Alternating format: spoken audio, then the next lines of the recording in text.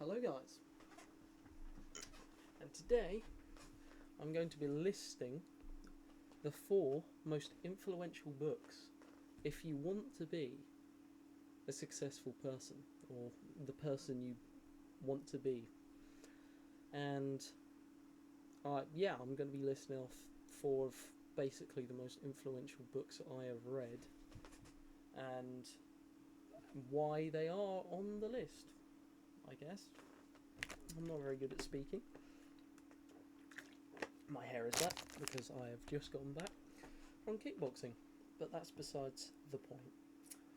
So, starting off, let me just get my stuff up. In 4th place, we have Atomic Habits. This book, I would say, is the best book to start out with, because I didn't think my door was closed. It is the best book because it's Atomic Habits, so it teaches you how to create good habits, but that's not the main reason why I'd consider it the best book for people starting out on self-improvement. The main reason is because it uses, the first part of the book has this concept of changing your identity, which is kind of what helped me start self-improvement. So, I won't go into detail on the whole how to make a new identity, but let's just say I think it is the most important thing for self-improvement. Like, if you can change your identity, everything else will feel like it's easy.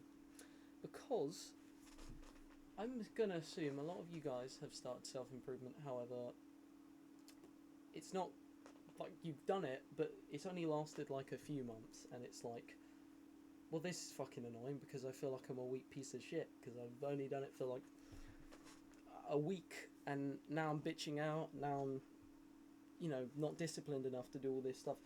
If you have a new identity that aligns with these habits, it will no longer feel like you're going against the grain, because I feel like a lot of you guys might relate to that feeling of, say you start a new habit of going to the gym, but every time you go it feels like your body is just telling you you should not be there. Sorry, I'm not looking at the camera because I'm not used to recording, but yeah, it will basically be like, oh, I'm not meant to be here.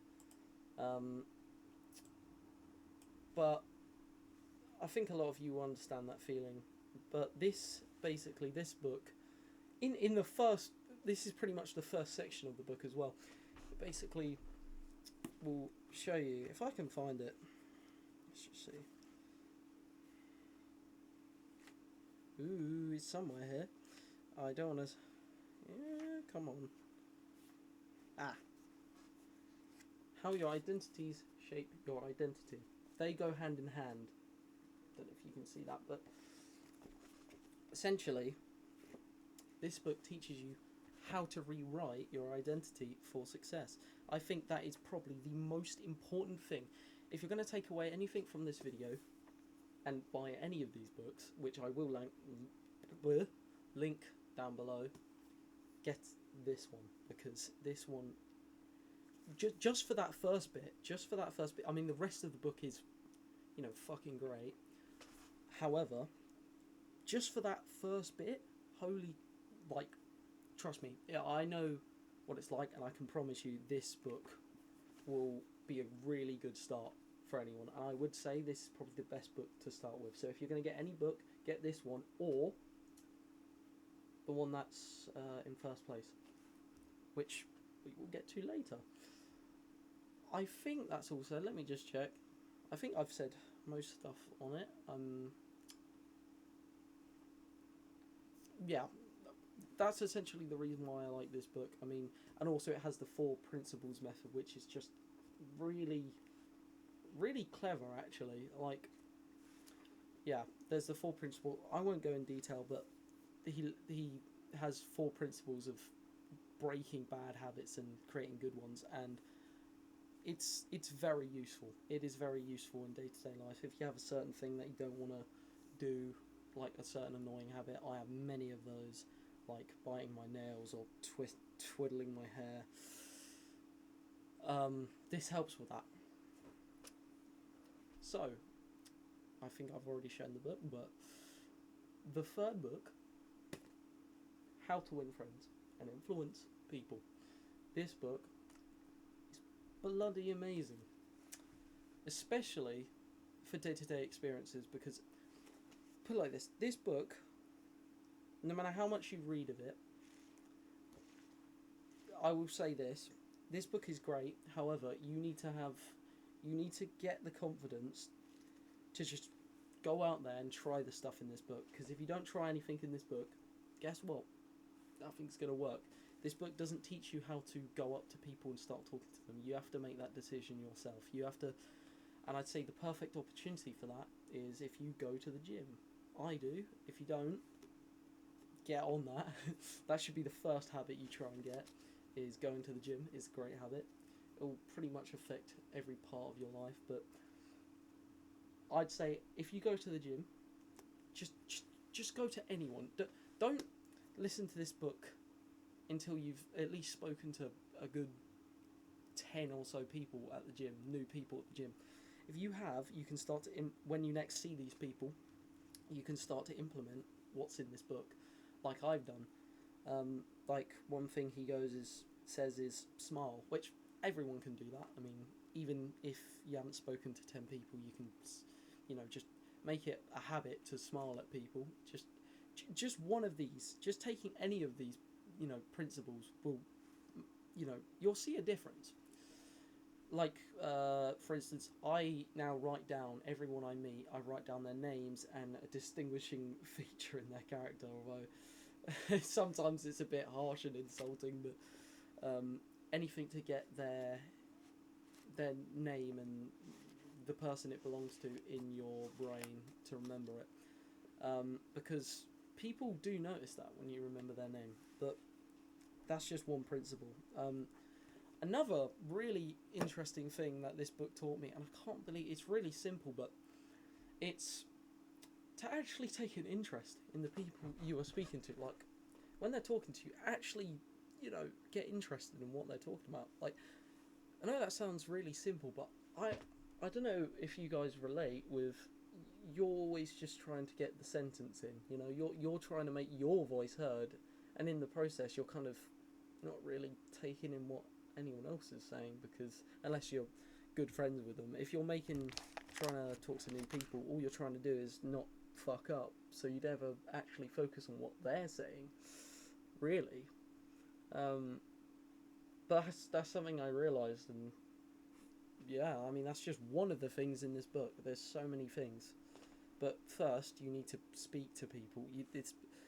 What this book doesn't do is, give you the confidence to speak to people. You have to get that on your own, and eventually you will. If you go to the gym, it starts off small. Like just I'd say. So this is a quick thing I did. When you're asking someone like, "Oh, are you done with, your set?" You go up to them and ask them if they're done with their set. When they say no, you say, "So, mate, just ask this brain dead question. Just say, so, what are you training today?" Just say that. Just say, "What are you training today?"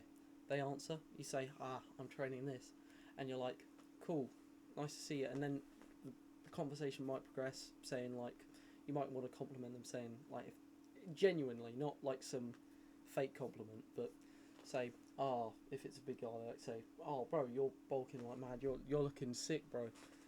And then if it goes far enough, just say, "Hey, mate, what's your name?" And if you get it, write it down. What their characteristics? Boom. That's how I did it. And then once you meet them again, you get to talk about more. But yeah, that's how I go about it. Just literally, this is gonna sound really autistic, but just literally, if you have to, wait for someone to, use what you're using. Say, "Oh, can you, how many are you using this, bro? Like, how many sets you got?" And then you hit the line with, "What are you training today?" That's all you have to do. Just a small tip, I'd say, for anyone struggling with talking to people. Always works for me. Because you'd be surprised how willing people are to actually talk to you in the gym, especially. However, bit off topic, but the point is, this book is great if you use what is in it. Because a lot of people will just kind of read this book and then a whole lot of nothing because they haven't actually used the principles in it. So it's an incredible book, but try and get the confidence to speak to people before reading it, I'd say. Next book, a lot of you might know this book. It is the very well known Millionaire Fastlane. This book is fucking incredible. It is, I'd say, essentially the Bible of business and entrepreneurship. Like, the Bible. Like, straight up, if you want to make money, read this book. No, doesn't matter what book you were thinking of, get this book. It doesn't matter. It does not matter. If you are looking to make money, read it. Read this book.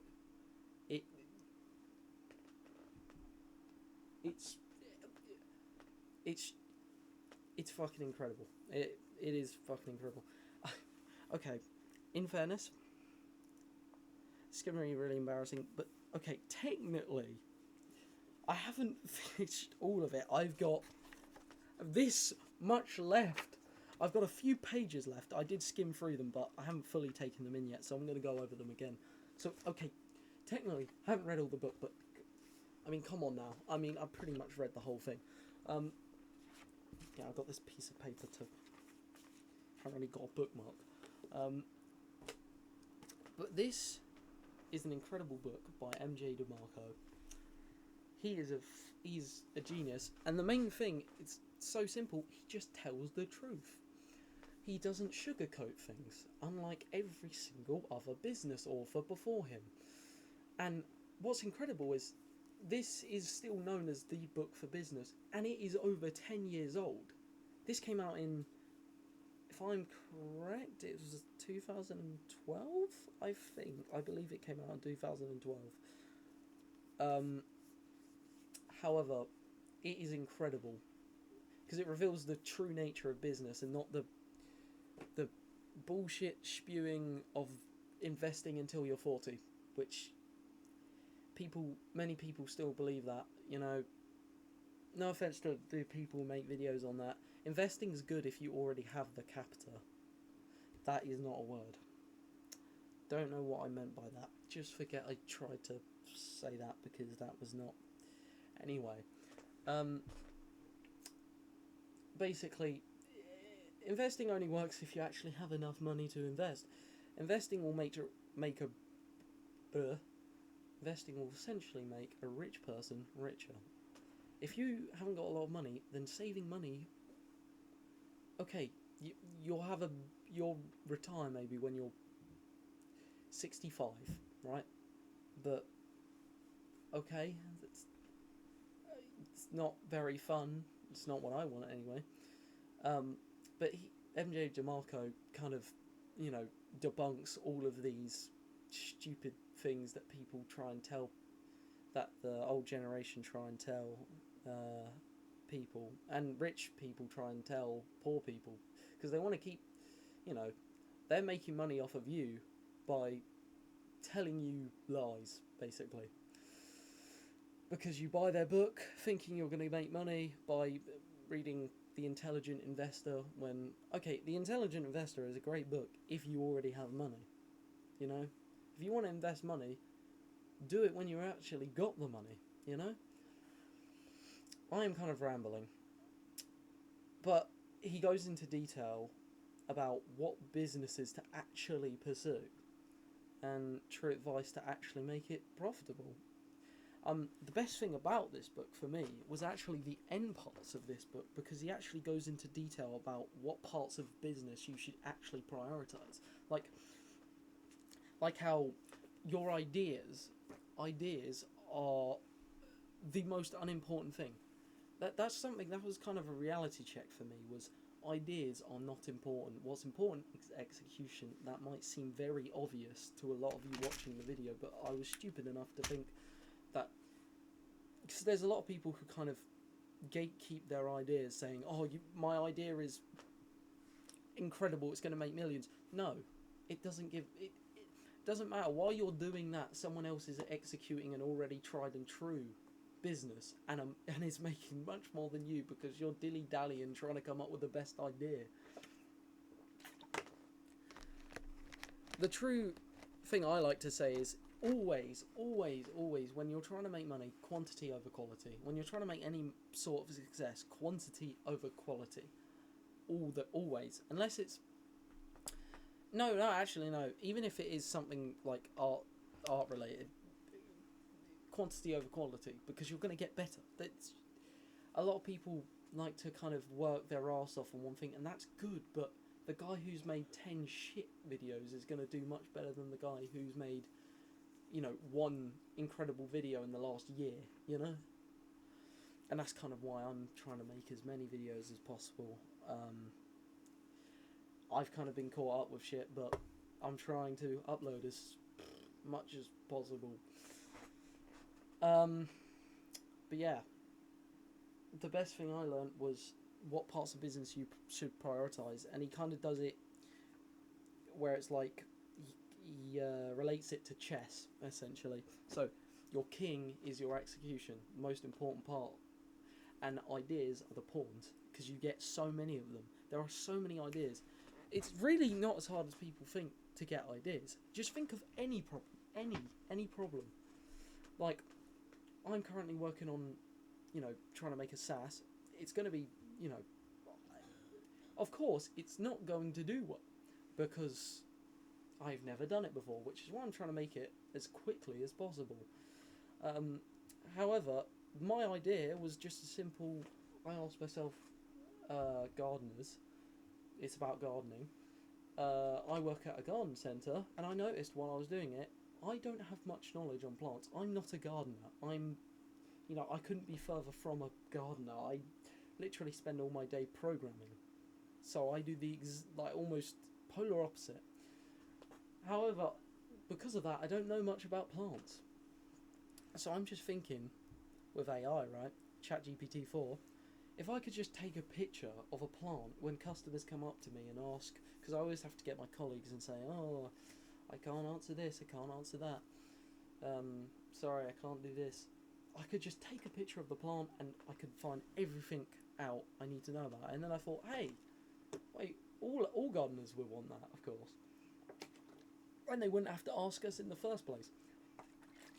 So currently my idea is creating a AI gardening API that uses basically ChatGPT-4, so you can take pictures of a plant, and it simply tells you everything there is to know about that plant, when to plant it, what season it's good for, if it's hardy, if it's evergreen, whatever, such and such. And that's the simple idea I'm going for. There is about 1 million ideas like that, and I'm sure there's many people who have done that idea.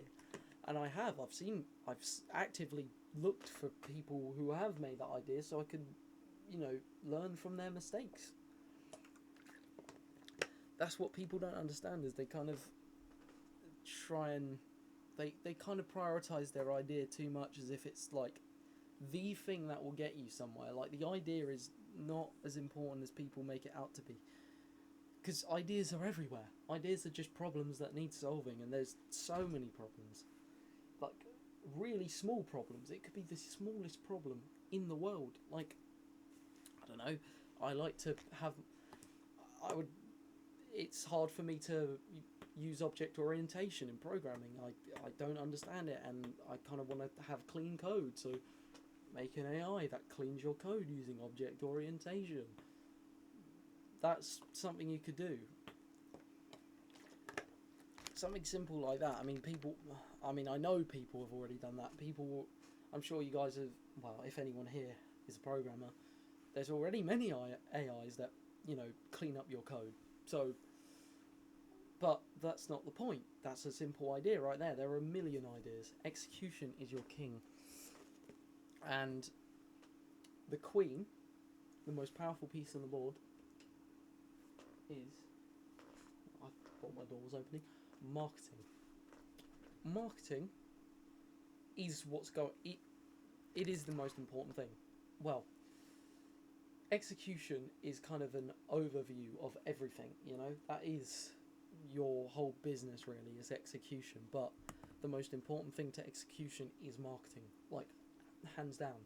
You could have shit customer service. You could have shit brand. You could have no, niche whatsoever. Marketing will just save everything, no matter what. That is what gets sales at the end of the day. That is what sells your product. So, yeah, I went on a whole spiel there. I tend to do that a lot, and I probably will for the early videos. I do ramble. But I'm not going to cut it because I want to keep this authentic. But yeah, this book is incredible. And it doesn't matter what you say. If you want to make money in any capacity, read this book no matter what. Like, because, yeah, just read this book if you want money. The last book on this list, I'm going to have to go get the book because I didn't actually get it out. God, this goes like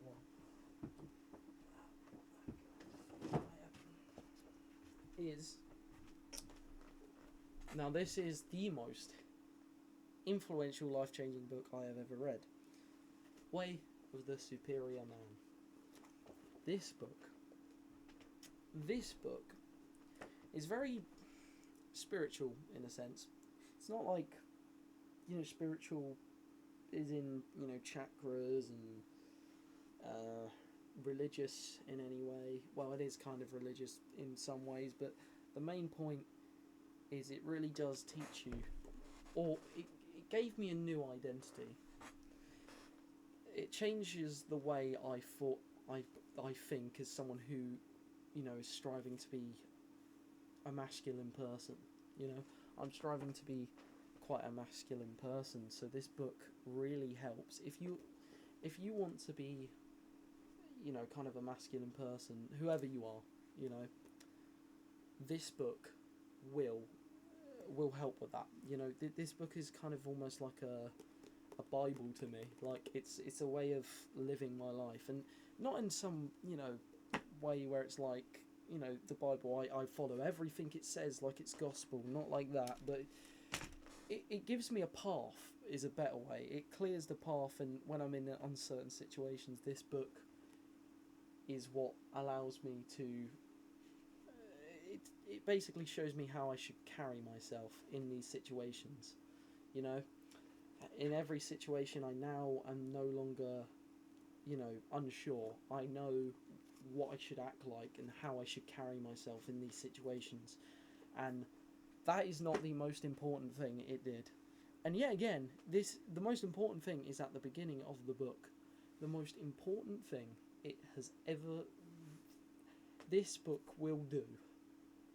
It teaches you and it shows you how to discover your purpose in life. I now know what I want to do in life, and that is so important for everything, because if you don't have a purpose, you have nothing to strive for. You're going to be... You're like a traveller without a path. You're going in circles, you don't have something to go for. If you have a precise thing you want to strive for, it's almost like you've no longer kind of like, have all these paths to go. You know where you're going, and you're going to point straight towards it and go to it at maximum speed, So essentially, it allowed me to find my purpose. If you read this book, the first thing it teaches is how to discover your purpose as someone who is masculine. And it's not going to be easy. And I'm not... And actually, I should say this. I don't know why I haven't said this. The disclaimer is, This is going to sound weird. You will never actually know your purpose. Which is kind of weird because I've just been saying I know what my purpose is, but your purpose changes. It changes because you're always finding a deeper way of expressing it. If that might not make sense to you, but if you read the book, it's explained much better. The point is, you will never know what your true purpose is. Not your true purpose, because it transcends the life you're currently living. I'm getting all existential on you. But if you read the book, everything will be clear, so I'm not going to bother going into it. The point is, the way I discovered my purpose is literally by sitting on my bed and staring at a wall, just thinking. It's almost like a meditation, but, you know, I'm not focusing on breathing, I'm just staring at a wall, just thinking about what my purpose could be for a long time. It took me about... So I did it a bit every day. Every day I was kind of sitting there like, I need to know. Because once you know, or you'll never know fully, but once you have an idea of what sort of direction you need to head in, for me it was, you know, I would say I'm a problem solver, to be a general. In general, I'm a problem solver, which is why I loved programming, because, I mean, that is a big part of programming is problem solving. Pretty much all of programming is problem solving and troubleshooting. And that's what I wanted to do, which is why I pivoted to programming, and then later on I'm now trying to make SaaS, a website. And yeah, that's kind of what led me to do all this. If you know what your purpose is, you can kind of, you know what you need to align your other things with. You know, if you want to make money in a way that also aligns with your purpose. You know, so for me, that was SaaS, because I get to work on a website and get to make a back end using programming. So it all fits for me, really. For you, if I don't know what you like doing, if you like writing, then become a copywriter. Well, actually no, because that's a very different kind of writing. But if you just like writing stories, I'd say, well, write stories, and as long as you know how to sell them properly, you'll be fine. Just find your purpose and then align it to everything else in your life. Another thing it also taught me was how to handle relationships, you know. Although, you know, haven't got any of those yet, but if I ever do, I'll know what to do. So I guess I would have to test that out and then make another video on this to see if it works. But point is, these two books, I'd say this one for beginners, but if not, get this one, because this one shows you how to find your purpose. I'd say finding your identity should be a priority, but after that, get this book. I think the order of books should go this, and this. I'm just rating these in how influential they were to me. So the order I get them in is Atomic Habits, Way of the Superior Man, Millionaire Fastlane, and then How to Win Friends and Influence People once you've actually started talking to people. So yeah, these are the books, the 4 books that are by far, I think, the most important books to read if you want to become the person you want to be, by far. I mean, so yeah, I mean, I hope you enjoyed this video. I just thought I'd make it because I think it's quite important. Or I just had read all of these books and thought, you know what, I think these books are like the most important. So just thought I'd recommend them to you guys. I hope you like this. How long is this video? I don't know, but I will see you in another video, guys. So yeah, I don't know what the next video is going to be, but see ya.